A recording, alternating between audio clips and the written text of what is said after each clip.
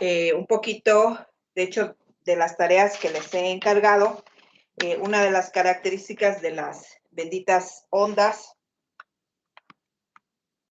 con respecto a las características de la dualidad de la energía, del espectro electromagnético. Yo les decía que tienen la capacidad de como de fotón o de partícula y de onda, ¿no? Entonces, para retomar en lo que nos habíamos quedado la sesión anterior, un poquito del contexto, ¿se acuerdan ustedes que tenemos un equipo que está, normalmente utiliza una, ¿cómo le llamaríamos? Una fuente de energía, una lámpara, les decía normalmente. Hay distintas fuentes, pero necesitamos una lámpara o una fuente de energía que nos emita la longitud de onda y la frecuencia y la energía necesaria para ocasionar los cambios que tienen las sustancias por el infrarrojo. Van a encontrar ustedes un espacio donde colocan la celda, que les digo que antiguamente, si se acuerdan, que antiguamente que les decía que era la celda. ¿Sí recuerdan lo que platicamos la sesión anterior? Sí, profe. ¿Cuál era? A ver, una de las celdas, ¿qué era? ¿O cómo se hacía o cómo se usaba?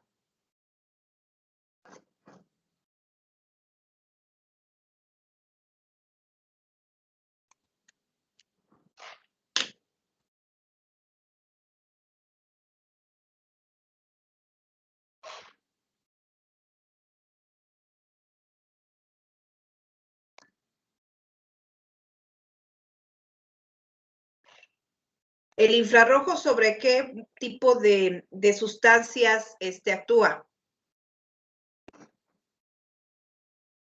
Que nos va a poder... ¿Sobre los líquidos? Dijo que enlaces covalentes.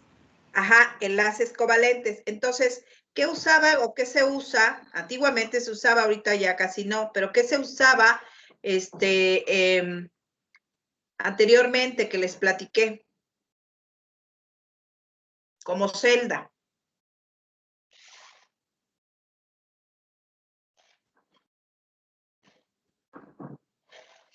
¿Sí se acuerdan que les dije bromuro de sodio? ¿O estaban en el quinto sueño el día jueves? Sí, sí lo mencionó, disculpe. ¿Y qué hacía Pero yo? sí, eso igual lo anotó. ¿Qué hacía yo con el bromuro de sodio? El bromuro de sodio, la analogía en cuanto al cloruro de sodio es muy similar, es una sal cristalina blanca. Bueno, realmente es incolora si la vemos ya microscópicamente, pero ¿qué hacíamos con el bromuro de sodio?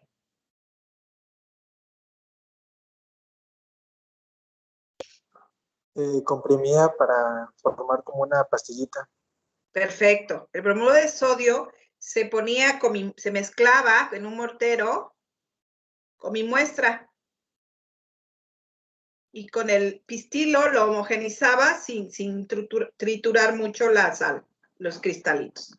La homogenizaba y entraba a una prensa que de hecho creo que no estoy muy segura, pero hay prensas para hacer pastillas en particular, son tubos huecos y tienen un pistón. Entonces ustedes ponen ahí su polvo y bajan el pistón. Entonces esa presión que ustedes aplican, forman ustedes como una pastilla. Esa pastilla, ¿estás de acuerdo que si yo la coloco en el paso del haz de luz, el bromuro de sodio, por ser un enlace iónico, no lo va a ver. Es decir, va a ser el envase o la celda donde va a estar mi muestra. Pero obviamente, como hay ahí una pastilla que tiene por ahí sólidos, ¿verdad? O cristales o sustancias que, ¿cómo le llaman? Que tienen enlaces covalentes, entonces ahí sí va a haber respuesta del infrarrojo. Entonces, lo más viejito era el bromuro de sodio, ¿se acuerdan? Pero ahora, actualmente, ¿qué les dije que se ocupa?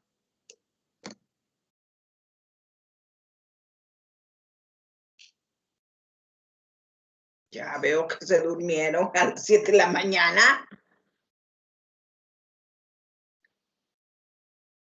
¿Qué les dije? ¿Celdas?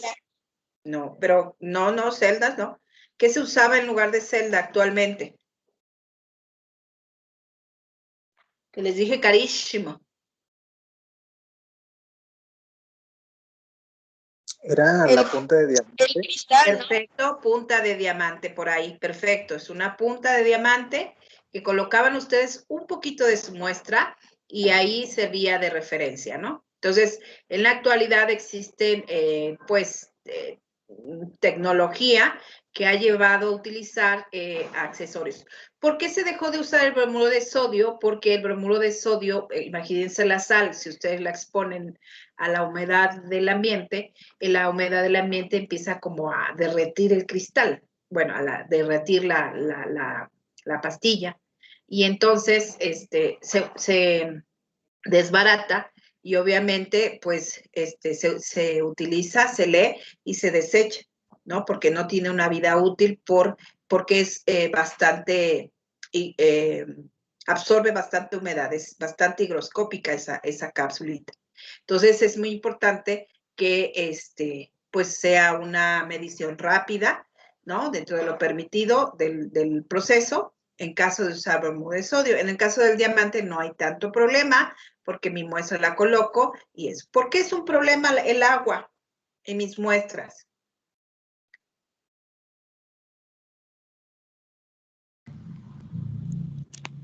Que tiene formado enlaces covalentes y puede interferir con la muestra. Perfecto. Dijo que más que nada podía interferir los resultados si la muestra no estaba Perfecto. completamente seca.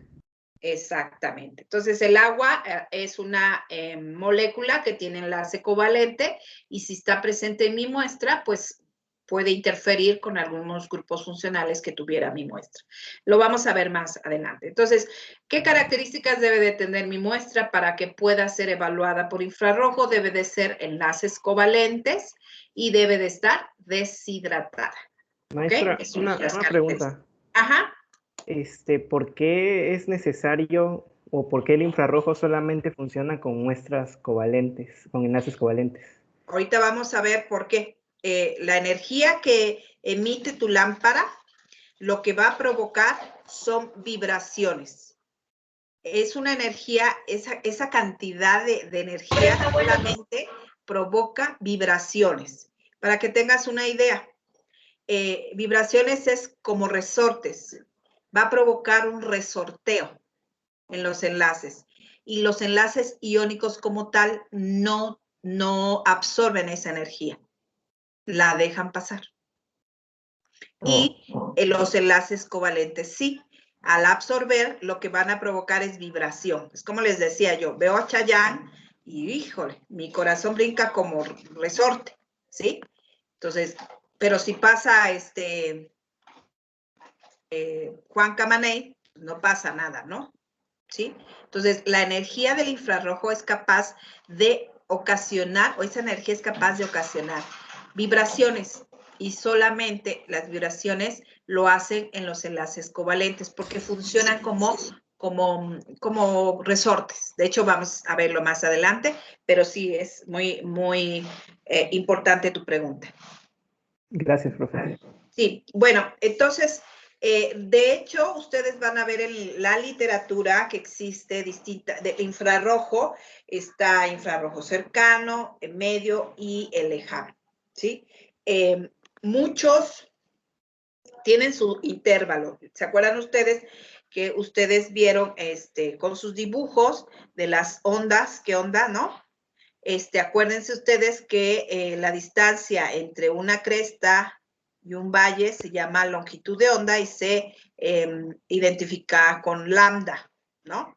Y las veces que pasa a través de una unidad de tiempo se le llama frecuencia, ¿ok?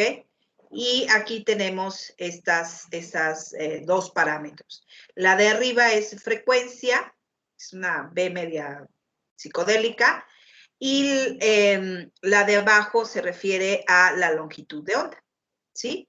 Entonces, por ejemplo, el infrarrojo cercano va de 12.500 a 4.000 y con una longitud de 0.8 a 2.5. Puede variar de acuerdo a la literatura, pero más o menos está dentro de ese parámetro. El infrarrojo medio va de 4.000 a 200 centímetros a la -1 de frecuencia y de 2.5 a 50 micrómetros de longitud de onda. Y infrarrojo lejano puede de 200 a 12.5 centímetros a la -1 y de 50 a 800. Quiero decirles que el infrarrojo, o la frecuencia y la intensidad y la energía que vamos a ocupar para el análisis de algunos grupos funcionales va a ser la del infrarrojo mediano. Por ejemplo, ahí nos menciona un poquito el número de frecuencia, ¿sí? El número de onda y la frecuencia. Entonces, para que vean ustedes más o menos, la que vamos a ocupar es la de frecuencia media, ¿sí? ¿Ok? Más o menos la de frecuencia. Aunque existen equipos que son muy específicos y solamente llegan hasta 670. Y eso lo vamos a ver con el espectro, que el espectro es esto, un dibujo. Es importante. El espectrofotómetro se llama equipo, es el equipo. Y espectro es el dibujo o el gráfico que emite mi respuesta. Entonces, nosotros en este curso vamos a evaluar el espectro, es decir, el gráfico que saca el equipo para poder evaluar más o menos de qué sustancia se trata. Ustedes ya manejan nomenclatura general orgánica. ¿Quién les dio nomenclatura? La maestra Eli, ¿no? Sí, la profe Eli. Ah, entonces sí, ustedes tienen masticada la nomenclatura. Saben que es un alcano, un alqueno, un alquino, alcohol, aldehído, cetona, halogenuro de alquilo, anhídrido, acetona, aldehído, ácido carboxílico, etcétera, etcétera. Entonces, el infrarrojo, esa energía que emite su fuente o su lámpara, es capaz de hacer vibrar solamente enlaces covalentes. Y debido a ese tipo de vibración, ¿sí? Debido a su vibración, disculpen, debido a su vibración, podemos diferenciar los grupos funcionales, ¿ok? Es que yo me apasiono, pienso que estoy en mi salón y mi hija también tiene un curso aquí como a dos metros o 3. Perdón. Entonces nosotros podemos tener esa opción, ¿no? Normalmente existen equipos que le llaman longitud media, y existen otros que son de manera comercial, que va de 4.000 a 670 número de onda, ¿sí? Por unidad de minuto. Bueno, es importante mencionarles también que existen equipos que les llaman de infrarrojo para control de calidad. Ese normalmente utiliza la longitud de onda cercana, perdón. Y esto lo que hacen, hagan de cuenta que es una especie de bandas que aparece, por ejemplo, vamos a suponer que es un fármaco, ¿sí? Este es un fármaco y dice, resulta que esta banda es agua. Invento, ¿eh?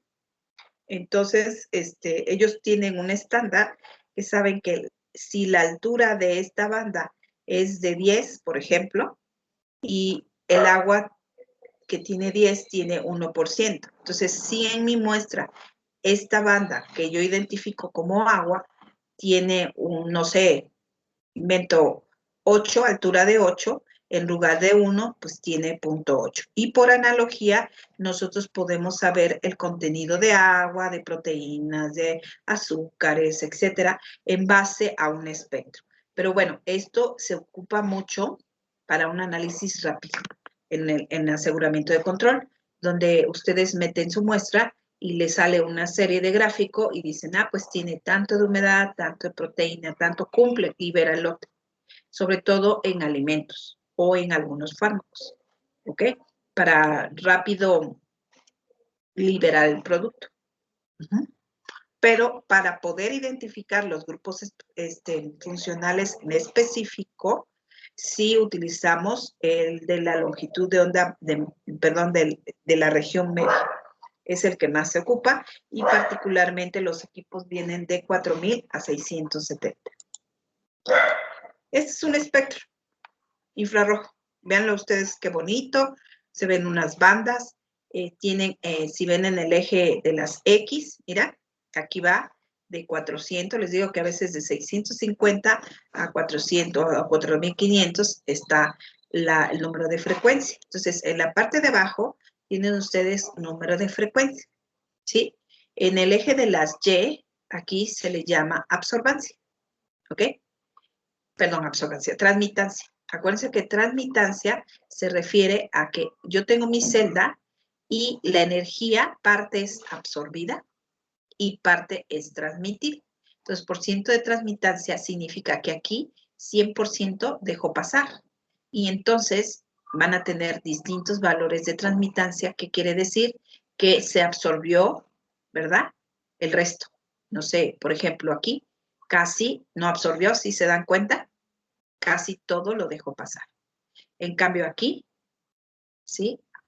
Hubo 50% de dejar pasar, ¿ok? ¿Sí? ¿Sí queda claro respecto a absorbancia y transmitancia?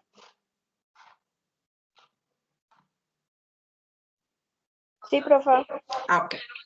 Bueno, entonces van a ver ustedes, de hecho, es una pregunta de examen, que en el eje de las X es el número de frecuencia y el eje de las Y es la transmitancia. Entonces, ¿qué información me va a dar? Van a ver ustedes que va a haber bandas muy finas, muy delgadas, pero también va a haber bandas muy gorditas, ¿sí? Pero también hay bandas muy chaparritas, como la que circulé, y puede haber bandas muy profundas. Entonces, en base a esas formas o estructuras, vamos a saber de qué tipo de grupo funcional tenemos. Adicionalmente, podemos ver que hay grupos funcionales, pues donde a lo mejor el momento dipolar, si se acuerdan ustedes que es momento dipolar quiere decir que uno de los átomos es muy electronegativo y el otro es muy electropositivo. Entonces, esa diferencias de polaridad, de momento dipolar, requiere, por ejemplo, o provoca distinto tipo de vibración, ¿sí? ¿Quién va a dominar? Pues el fuertote, ¿no? Pues imagínense, es como cuando jugamos a eso de la cuerda, ¿no? Cada persona están tirando de extremos distintos. Entonces, cuando son personas que pesan y que tienen la misma energía, la misma fuerza, y tratan de tensar o de hacer vibrar esa cuerda, ¿no? Simulando que es un enlace covalente, pues esa fuerza, el momento dipolar es cero. Un ejemplo es carbono-carbono. Carbono-carbono, su momento dipolar es cero, ¿sí? Pero ¿qué me dicen ustedes de un carbono-hidrógeno? Un carbono que está del lado derecho, que es poco electronegativo, y el hidrógeno, que es electropositivo, la diferencia o el momento dipolar es mayor. Entonces, el que manda es el más pesado, ¿no? Imagínense la analogía de la cuerda, el que manda es el más fuerte totote, ¿no? Un Melvin va a mandar con respecto a lo mejor a un conejito, ¿sí? Uno fuerte totote, en cuanto al momento dipolar, va a regir, ¿sí? Y esas vibraciones pueden ser con frecuencia o un poco menos frecuente, dependiendo del grupo funcional que existe. Entonces, vamos a ir por zonas que más adelante vamos a ir viendo. Pero vean ustedes este gráfico, cómo es. Aquí es cuadriculado, pero de hecho muchas veces ni cuadriculado sale.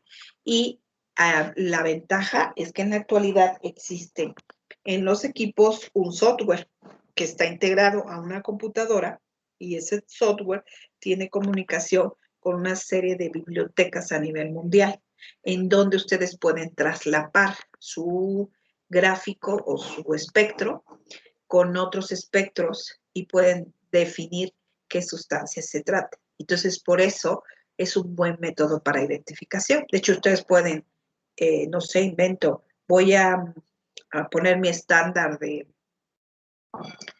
vainillina o mi estándar de paracetamol y corro la muestra, el estándar, ¿sí? Y después corro una muestra.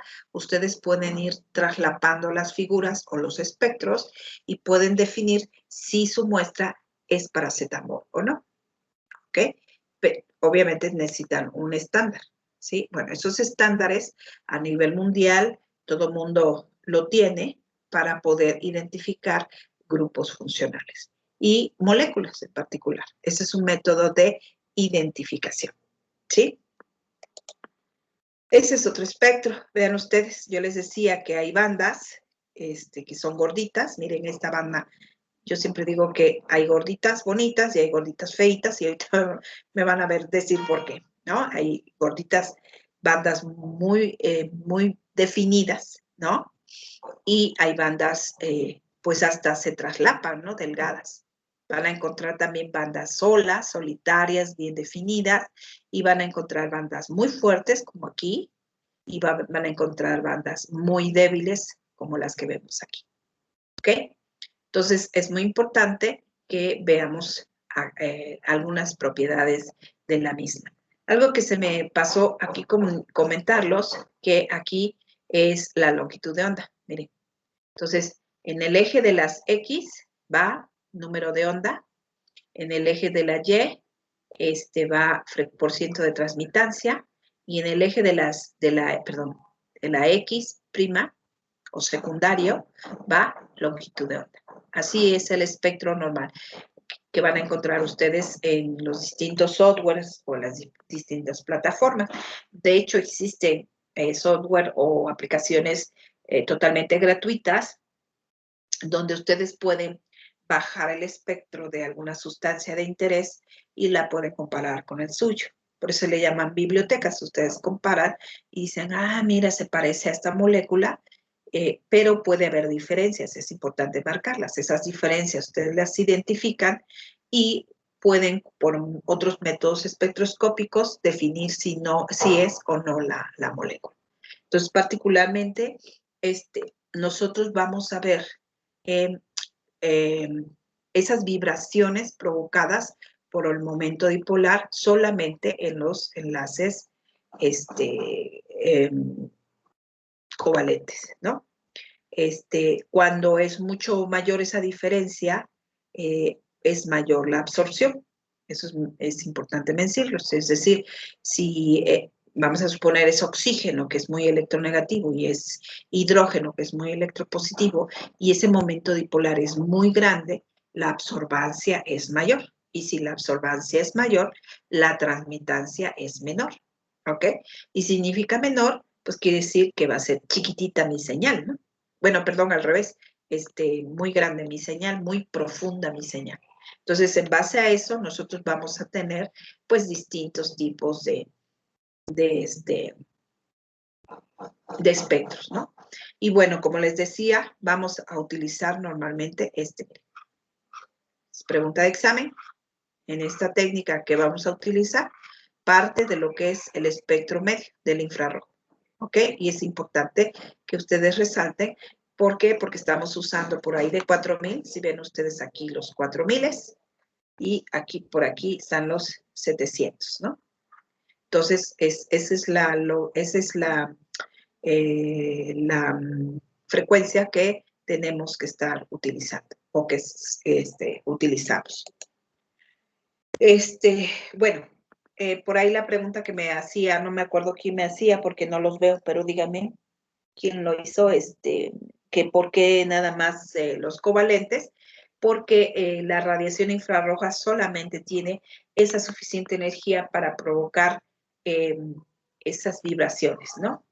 Y completamente contrario, el UV visible, que más adelante lo vamos a ver, la técnica de UV visible, sí, esa energía, ¿se acuerdan ustedes del estado basal? Tienen ustedes un electrón, si viene una UV o vis, una energía necesaria, entonces sí provoca brincos a niveles más energéticos, porque absorbe energía, ¿sí? Pero en el caso de infrarrojo no tiene mucha energía, la verdad, mucha energía capaz de hacer esas transiciones electrónicas, y lo único que hace es vibrar, ocasionar vibraciones y rotaciones que más adelante van a ver. Entonces, nosotros tenemos que ver qué tipo de momento, qué cantidad de momento dipolar tenemos. Por ejemplo, yo les decía, átomos que tienen la misma pues, electronegatividad, ¿no? El momento dipolar es 0. Un ejemplo, hidrógeno, cloro, carbono, ¿no? Y su momento dipolar es 0. ¿Qué significa esto? Pues que la energía que tiene el infrarrojo, ¿verdad? No va a absorber, sino va a dejar pasar esa energía. Contrariamente, cuando ya tenemos esas diferencias de electronegatividades, generamos momentos dipolares. ¿Qué quiere decir aquí? Pues que va a absorber mucha energía del infrarrojo y por lo tanto va a ocasionar vibraciones. ¿Qué quiere decir eso? Al absorber, pues absorben mucha cantidad, ¿no? Y dejan pasar poquito, ¿no? Entonces, por ciento de transmitancia van a ser pobres, van a ser pequeñas y por ende las bandas van a ser pequeñas. Y así suficiente, así como pueden ver. Pero cuidado, ¿no? Porque nosotros tenemos moléculas muy complejas, por ejemplo, en orgánica. ¿Están de acuerdo que si ustedes ven carbono-hidrógeno, tiene un momento dipolar diferente a carbono-oxígeno o a oxígeno-hidrógeno? ¿Sí? Aquí los momentos dipolares son mucho mayor y posiblemente las vibraciones son distintas aquí a carbono-hidrógeno. ¿Están de acuerdo? Por eso nosotros decimos que esta técnica de infrarrojo es la que va a identificar grupos funcionales. ¿Ok? Entonces, el momento dipolar está determinado por la diferencia de cargas y por la distancia entre los dos centros de carga. Ahora, cuando nosotros tenemos una molécula, por muy compleja que sea, no en todos los sitios va a absorber la energía de infrarrojo, en unos va a absorber de manera distinta. Y por eso, a lo largo del espectro, es decir, del gráfico, nosotros podemos ver distintos tipos de bandas. Ajá. Van a haber bandas gordas, van a haber bandas cercanas a 4000 y va a haber bandas lejanas a 4000. Entonces, debido a eso, la técnica de infrarrojo podemos evaluar muestras que tienen enlace covalente, muestras deshidratadas, ¿verdad? Y vamos a tener o vamos a identificar grupos funcionales. Eso es muy importante mencionar. Entonces, si ustedes en un examen, a lo mejor de egreso, que hagan ustedes un examen de GEL, y les preguntan ¿quién de las técnicas espectroscópicas o espectrofotométricas identifica grupos funcionales? Excelencia, el infrarrojo. ¿Ok? Eso es importante mencionarlo. Bueno, en el caso de las rotaciones, les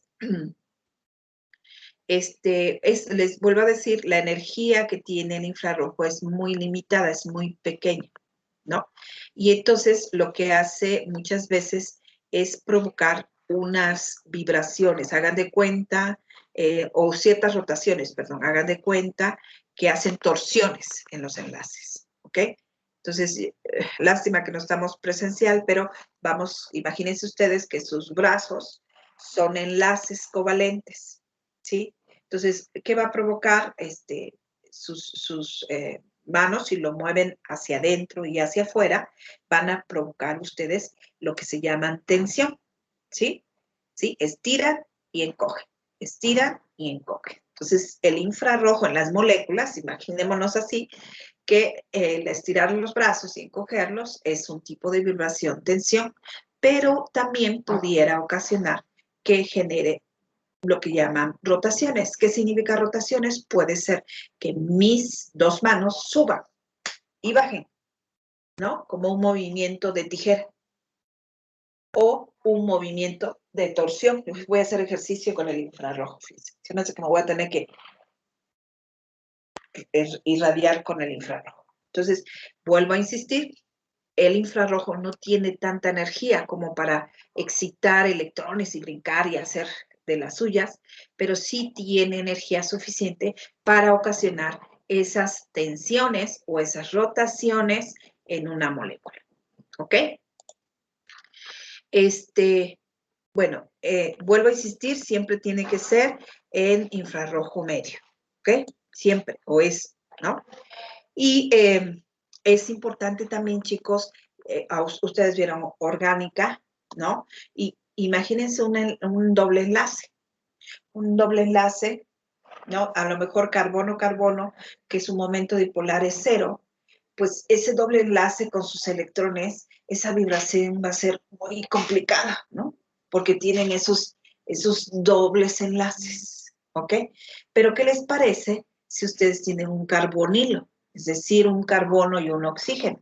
Bueno, por la presencia de ese momento dipolar, que es un poquito mayor, pues esa vibración va a ser diferente. Y debido a esas marcadas diferencias, nosotros podemos identificar moléculas de una muestra. O sea, yo puedo decir, mira, sí tiene alcohol, tiene alquenos, tiene alquinos, tiene nitrilos, tiene carbonilo, cetona, aldehído, ácido carboxílico, en base a que la energía en ciertos espacios de la molécula de interés o del analito de interés da ciertas respuestas. ¿Ok?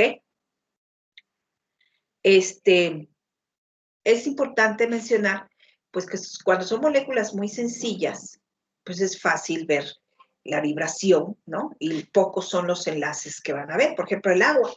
El agua o es oxígeno-hidrógeno o es oxígeno-hidrógeno, ¿no? Entonces, el oxígeno, que es muy electronegativo, y el hidrógeno, que es muy electropositivo, hay un momento dipolar. Además, son enlaces sencillos y esa agua se pone. Pero además, ¿están de acuerdo? Imagínense que su torso es el oxígeno y sus dos manos es el hidrógeno. ¿Están de acuerdo que puede ser que la vibración sea en un solo ritmo? Es decir, no rompas más mi pobre corazón, siempre les bailo. Lástima que no estamos de manera presencial, pero nos ponemos a bailar de no rompas más mi pobre corazón. Entonces, los dos brazos, ¿verdad? Van a tener el mismo ritmo. Los dos se encogen y dos se estiran.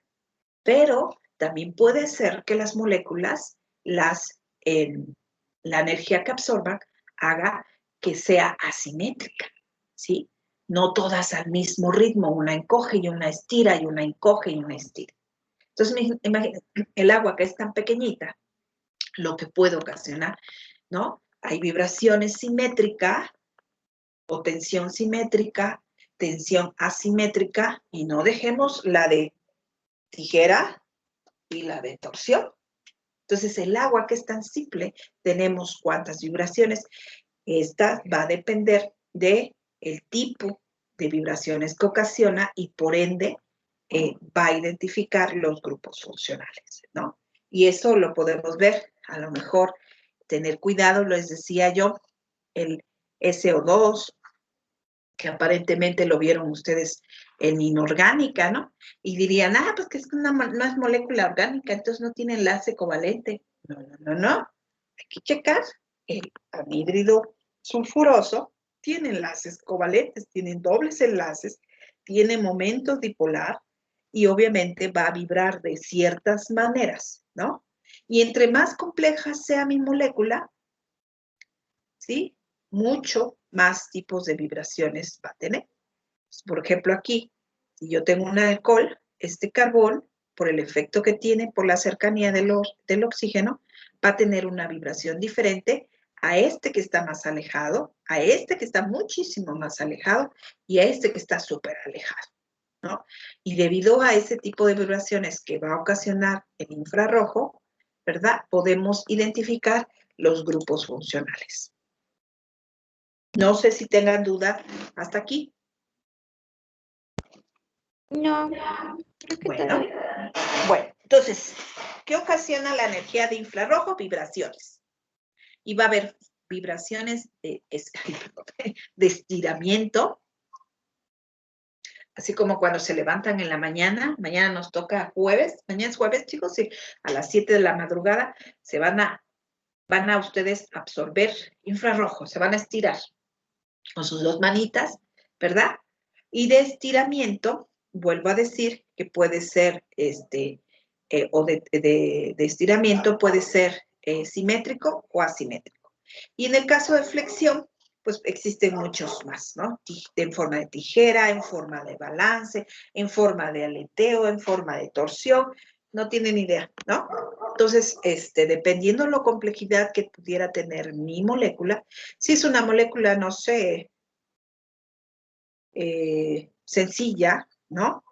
Oxígeno, vamos a suponer, es una molécula de momento dipolar 0, ¿no? Entonces estas pues van a tener un tipo de vibración, pero no hay torsión, ¿no? No hay aleteo, pues, ligeramente, a lo mejor un aleteo, ¿sí? O un balanceo, pero si se dan cuenta, de simetría no sabemos porque nada más hay un enlace. Pero si ya tenemos otro por aquí, entonces estos pueden provocar distintos tipos de vibraciones. Como podemos ver aquí, miren, por ejemplo, un átomo puede ser lo que les decía, no rompa mánico, pobre corazón, ¿no? Todos al mismo ritmo, o de tipo asimétrica, o en el caso de flexión, yo les decía balanceo en un lado, o forma de tijeras, o aleteo dentro del plano, o torsión fuera del plano. Entonces, todas esas vibraciones, entre más compleja, imagínense ¿qué les gusta? Un octano, ¿no? Y si le metemos un octano, a lo mejor un alcohol, o por ejemplo un grupo carbonilo, pues va a ser un montón de vibraciones que ocasiona esa energía de infrarrojo, ¿ok? Entonces, es un ejemplo, miren, esta es la ley de Hooke, este es el ácido clorhídrico, y me van a ir ustedes contestando, porque yo nada más hablo mucho. Ahí, ¿cómo está el momento dipolar? ¿Cómo lo ven? ¿Fuerte? ¿Débil? Fuerte. ¿Por qué? Porque el cloro es muy electronegativo. Muy electronegativo. Muy bien. ¿Y quién cree que mande en esa vibración? Pregunta de los 84,000. ¿El ácido clorhídrico lo podemos ver con infrarrojo? Sí, ¿Por qué? porque es un enlace covalente. Perfecto. ¿Ya vieron ustedes? ¿Ok? ¿Por qué es un enlace covalente? Muy bien. Bueno, ya vimos que hay momento dipolar y ocasiona vibración. Ven ustedes ahí el esquema, que es una especie de, ¿cómo le llamaremos? Resorte, ¿no? La ley de Hooke menciona eso. Y menciona aspectos de la masa que tuviéramos de los átomos. Ahí, ¿quién tiene más masa?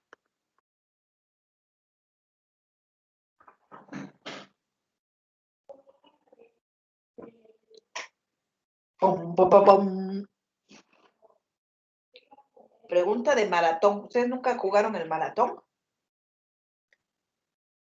Bueno, el maratón químico. A ver, ¿quién es el que tiene mayor masa?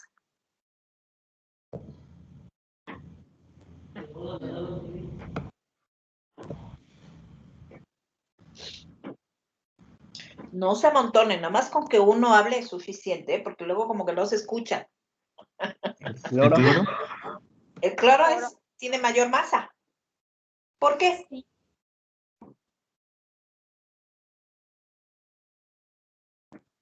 Bueno, pues tiene más concentración. ¿Quién define la masa? ¿Qué es la masa?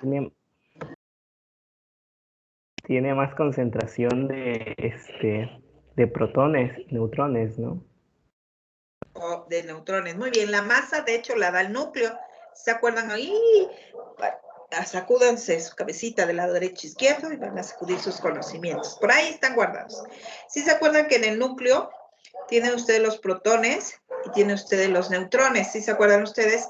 Y que en órbitas, que distintos tipos de teorías atómicas y demás, pueden ustedes en contra de los electrones.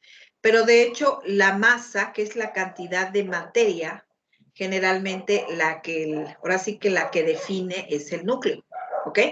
Y es cierto lo que decía el compañerito, entre mayores protones, mayor número de protones, ¿se acuerdan ustedes que el número atómico me indica el número de protones y el número de electrones? Bueno, el núcleo, el cloro tiene 35, creo, no me acuerdo mucho, y el hidrógeno tiene 1. Entonces, ¿quién tiene mayor masa? Pues el cloro, ¿no? Porque su núcleo es mucho más grande, ¿verdad? Porque tiene mucho más protones y por ende es el que va a dominar, ¿no? Es el que va a generar esa vibración. Y la diferencia de esa energía, absorbe energía. Esta molécula absorbe energía de infrarrojo, y entonces el que va a dominar ahí es el más pesado, ¿verdad? Que es el cloro, y adicionalmente para colmo, el momento dipolar, pues también lo domina el cloro, ¿no? Porque el cloro es más electronegativo. Entonces, esa frecuencia, es decir, si están de acuerdo que absorbimos, o más no absorbimos, la molécula absorbió la energía, ¿verdad? Y dejó pasar algo, ¿no? Y con esa diferencia de lo que absorbió y lo que dejó pasar, podemos ver qué tipo de frecuencias tenemos, o sea, con qué frecuencia. El lugar tiene una determinada frecuencia, ¿verdad? Y absorbió algo y pasa determinada cantidad de energía, ¿sí? Entonces, por esa diferencia de energía, nosotros podemos evaluar de qué grupo funcional tenemos, ¿no? Y obviamente, bueno, ahí es una molécula muy sencilla, diatómica, ¿están de acuerdo? Y pues solamente generamos por ahí un vaivén, ¿sí? Un resorte, imagínense. Y este resorte tiene que ver un poquito con la ley de Hooke, que en algún curso por ahí perdido en el desierto que tuvieron en prepa, tal vez, o ahorita en la universidad, desconozco el programa, nos dice un poquito de esa ley de Hooke y nos indica, por ejemplo, podemos calcular la K, ¿no? Con respecto a la masa, y con respecto, nosotros tenemos la frecuencia, es decir, las veces de esa onda, las veces que se repite en un ciclo por unidad de tiempo. Entonces, debido a eso, ustedes van a encontrar distintas frecuencias de vibración, por así decirlo. En donde tenemos enlaces sencillos, si están de acuerdo ustedes, carbono-hidrógeno, su frecuencia es de 100, y su, ¿cómo le llamaríamos? Su velocidad de frecuencia en centímetros a la menos 1 es 3000. ¿Qué quiere decir? Que el carbono-hidrógeno como enlace, ¿sí? Va a salir en el número de onda en 3000. Por ejemplo, esta D, ¿qué creen que sea esta D? Carbono D.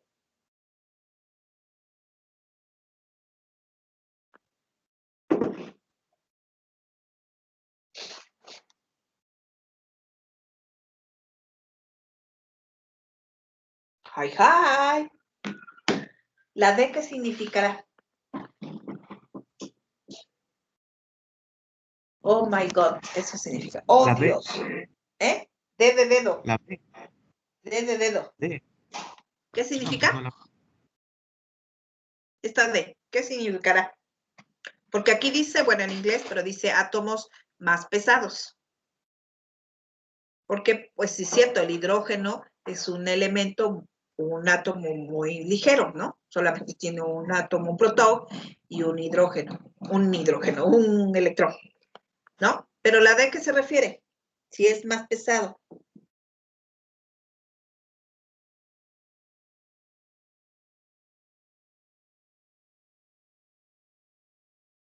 Deuterio. ¿Qué es el deuterio, chicos? ¿Un isótopo ¿De quién? del hidrógeno? Del hidrógeno. ¿Y qué significa eso? En el núcleo, un hidrógeno normal, ¿cuántos protones tiene? 1. Y en sus enlaces tiene un electrón. ¿Y el deuterio? ¿Cuántos protones tiene? Fi es más pesado. Dos protones. Exactamente. Dos. Muy bien. 2 protones, ¿verdad?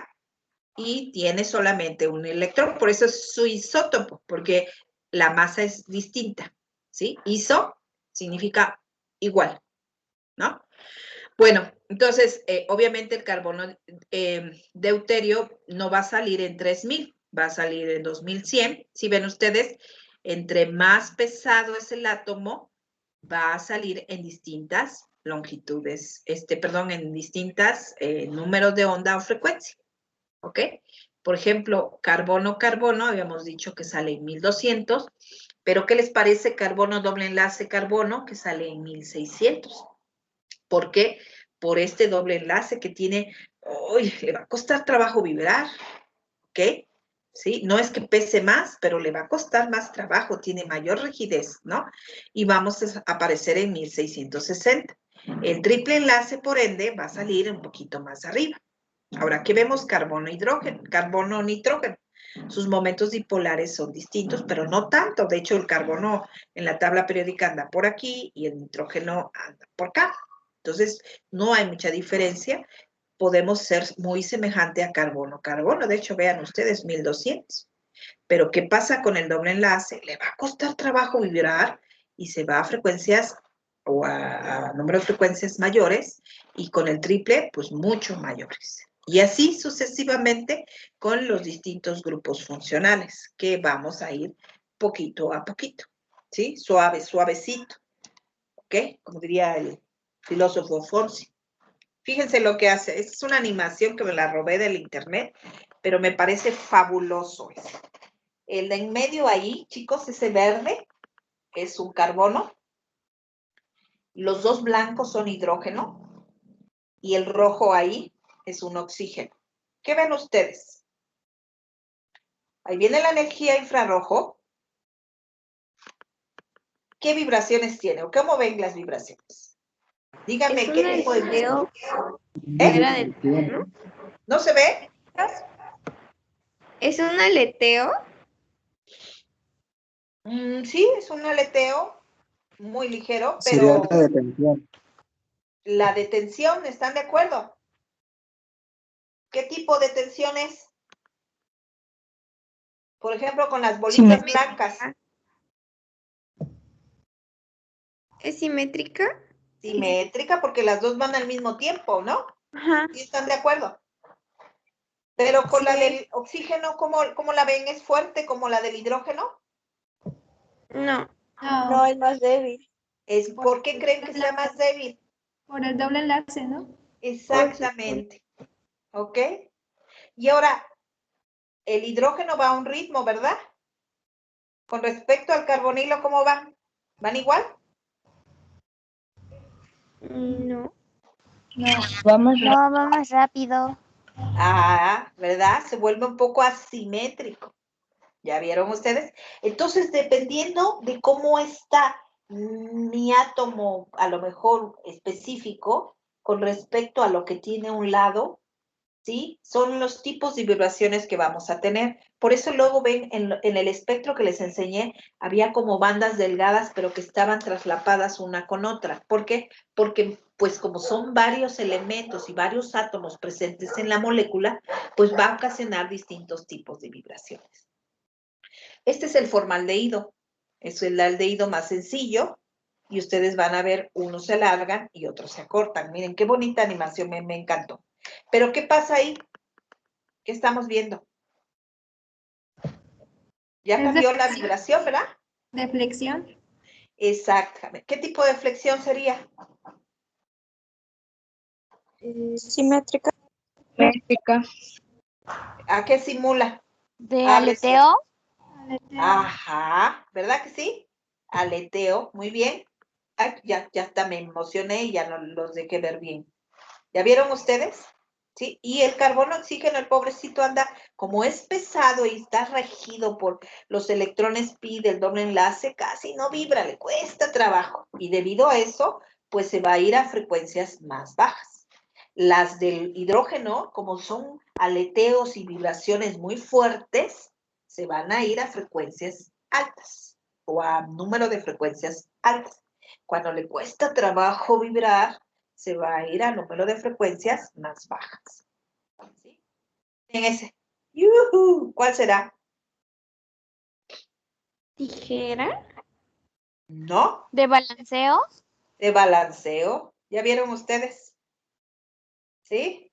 Entonces, así las moléculas, por simples o complejas, pudieran tener. Y se van a vibrar. Imagínense ustedes lo bonito que a nivel molecular sería ver cómo vibran las condenadas, pero se echan su reggaetón ahí, ¿no?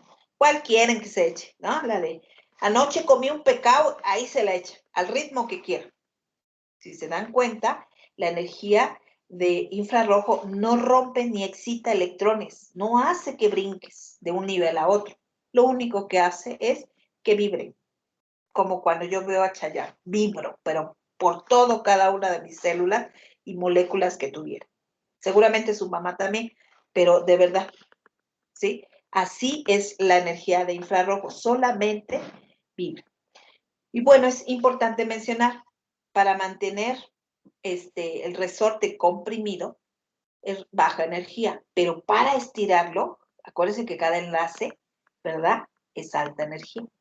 Entonces, imagínense aquí las ondas de infrarrojo bien cookies, vienen, esa frecuencia, esa energía, para mantenerlo junta es baja energía, para estirarlo requiere, ¿no? Es como, oh, requiero esa energía para estirarlo, ¿ok? Para encogerlo no hay tanto problema, pero para estirarlo sí requiero esa energía. Entonces, de alguna manera, absorben la energía de infrarrojo y al estirarlo, tiene esa energía, ¿no? Y tiene que ver mucho el aspecto de la ley de Hooke con la compresión, perdón, y el estiramiento que requiere mayor energía, ¿no? Entonces, tiene que ver mucho el tamaño del núcleo del átomo, es decir, núcleos grandes es el que lleva la batuta, ¿no? Con respecto a los núcleos chiquitos, como en el caso del carbono e hidrógeno, que veían que lo hacía así como loquito, ¿no? ¿Ok? Es como cuando la analogía, ¿no? Cuando se casan, ya ven que en las bodas siempre hay el famoso, la víbora de la mar, ¿no? El último que lleva la cola, ¿no?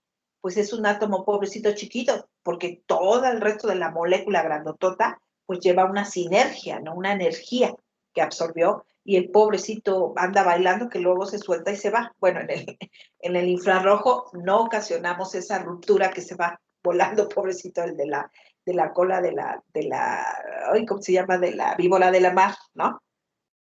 No se va, pero sí genera ese estire y encoge, ¿no? Y es muy importante familiarizarnos con ese tipo de vibraciones. Bueno, ya vimos moléculas sencillas, pero ¿qué pasa cuando la molécula tiene 3 átomos? Entonces tiene un sinnúmero de vibraciones. Cada uno de los enlaces, por ahí me decían, puedes fungir como un resorte donde pueden estirar al mismo tiempo, o uno estira y otro encoge, y entonces hay un sinnúmero de vibraciones. Y además la deformación o la de torsión, que puede ser la de tijeras, ¿no? Como este caso, abre y cierra, ¿verdad? O imagínense cuando ya son más de 3 átomos, mientras está vibrando de arriba y abajo, puede torcer y el otro puede tijerear y puede balancear. Entonces imagínense ustedes todo el revoltijo. Es una pachanga porque se ponen a bailar las moléculas cuando llega el infrarrojo, ¿no? Pero vuelvo a insistir, no hay rompimiento de enlaces, no hay excitación de brincos de electrones, solamente ocasiona vibración. Obviamente va a haber cambio de ángulos y eso ocasiona respuesta, ¿sí? Entonces, cada uno de los distintos enlaces. Y vamos a ver unos ejemplos, a ver si me da tiempo, sí. El agua, ¿no? Vuelvo a decir, el agua con su hidrógeno pobrecito, va a haber tensión simétrica y tensión asimétrica, y puede haber una tensión, por ejemplo, de tijera, ¿no? Pero si es de tijera, es hacia arriba, ¿no? Los dos, de alguna manera, y puede haber otro tipo de balanceo. Pero, ¿qué pasa con el CO2? Es importante, el CO2, vuelvo a insistir, es una molécula que la vemos mucho, el anhídrido carbónico inorgánico.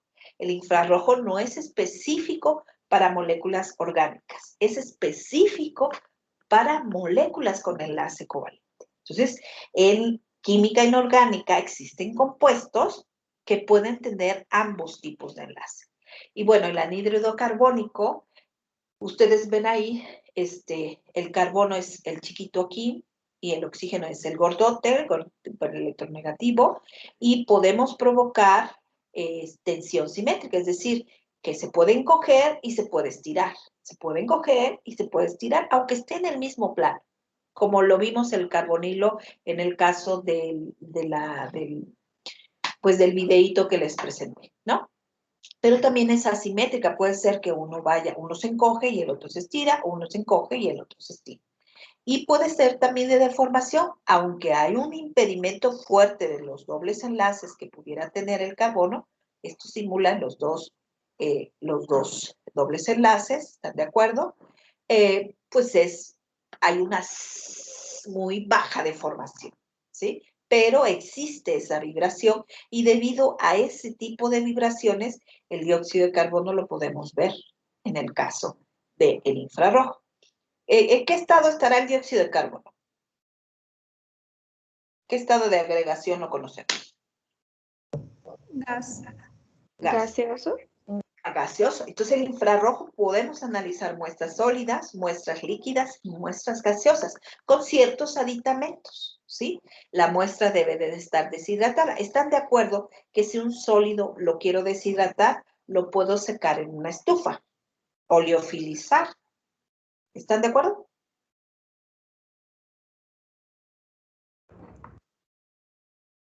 Un sólido lo puedo deshidratar en una estufa o en oleofilizando. ¿Sí están de acuerdo? Sí.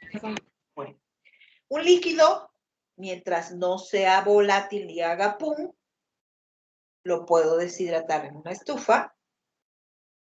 Si es solvente acuoso, lo puedo deshidratar en un liofilizador.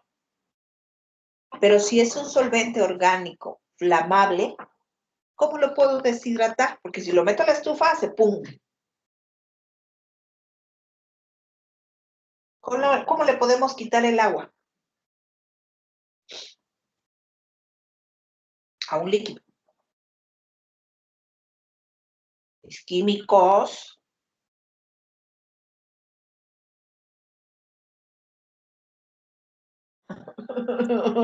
¿Cómo le quitamos agua a un solvente flamable, volátil, que hace pum? ¿Baño María? ¿Baño María? No sé, se pregunta. ¿Pero quién se va? El solvente. Y lo que no quiero perder es el solvente. ¿Estás de acuerdo que los solventes volátiles tienen punto de ebullición más bajo que el agua? Si lo pongo a baño María, pues el que se me va es el solvente, no el agua. Si hacemos una destilación podemos recuperarlo, ¿no? Una destilación. Puede ser. O sea, a lo mejor una destilación, pero corremos el riesgo porque acuérdate que el agua, aunque su punto de ebullición es 90 y tantos, ¿estás de acuerdo? No sé, a 60 grados puede ser que parte de esa agua se vaya con el solvente, en una mezcla azeotrópica que le llaman. ¿Cómo deshidratamos un líquido? Normalmente le adicionamos una sal anhidra, ¿sí? Puede ser sulfato de sodio, anhidro, o algunas sales en particular. ¿Qué es lo que hace? El agua es anhidra, la sal es anhidra, pero es higroscópica, entonces las moléculas de agua que tuvieran los solventes lo captan. De hecho, hay tamices particulares para absorber agua, ¿ok? Y entonces absorbo el agua y decanto y ya tengo mi solvente libre de agua, ¿ok? O bien, en líquido. Y si es un gas, ¿cómo lo deshidratamos? Alguien que me dé una sugerencia. Y es pregunta casi de examen de entrevista de trabajo, ¿eh? Bueno, yo lo hacía cuando trabajaba en la empresa. Le ponía yo ese tipo de situaciones de resolución de problemas a ver quién me definía, ¿no? Porque generalmente cuando estamos a nivel empresa o control de calidad y demás, a veces hay que tomar decisiones y hay que deducir. ¿Ustedes cómo deshidratarían un gas como el dióxido de carbono?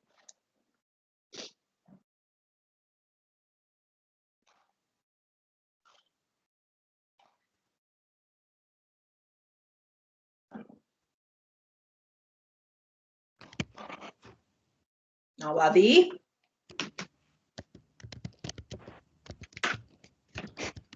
Por ejemplo, el aire. ¿Alguien tiene idea de por qué dicen aire extra seco? ¿Por qué deshidratan un aire? Están en el internet. ¿Cómo deshidrato un gas? Bueno, normalmente se utilizan trampas. Esas trampas tienen a veces sílica gel o algún otro tamiz. Entonces, el gas lo que van a hacer es inyectarlo de un extremo, va a pasar por aquí y las moléculas de agua quedan atrapadas, por eso se le llaman trampas de humedad, de hecho, ¿sí? Y sale ya el gas, ¿no? Y bueno, hay un accesorio muy particular para los gases, en el caso el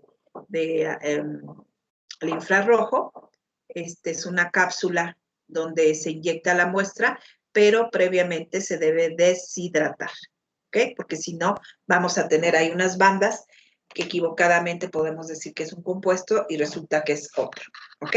Entonces, bueno, ya vieron ustedes los tipos de vibraciones que pudieran tener en los distintos enlaces, ¿ok? No sé si tengan dudas. No.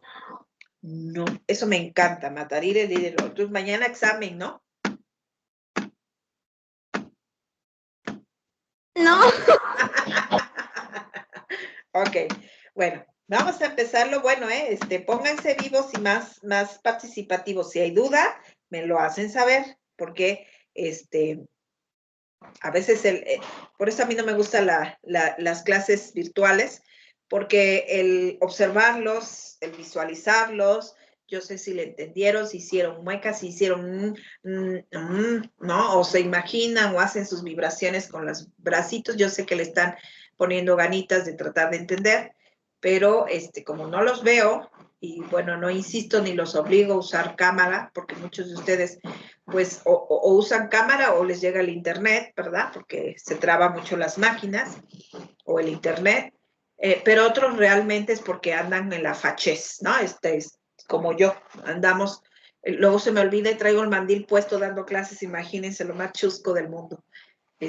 Me pasó una ocasión un examen profesional con el mandil, muchachos, no me di cuenta, hasta que un compañero me hacía señas y me hacía señas hasta que me di cuenta y llegó mi esposo y me tocó, oye, el mandil y tenía abajo una blusa preciosa y yo con la falta de formalidad, pero pues es parte de los gajes en el oficio en casa, chicos. Entonces, mañana vamos a continuar con el tema, pero traten de despertar y que sí les caiga el 20, porque hice preguntas que se supone que vimos el día jueves y por el puente, pues se fue de vacaciones y se les olvidó. Mañana vuelvo a preguntar, ¿sale? Sí, profe. Sí, profa. Bueno, Sí, profa. bye. Nos vemos tomorrito. Hasta luego. Muchas gracias. Hasta luego. Adiós. Buenas noches. Sí, mi vida, hablo muy fuerte, lo sé.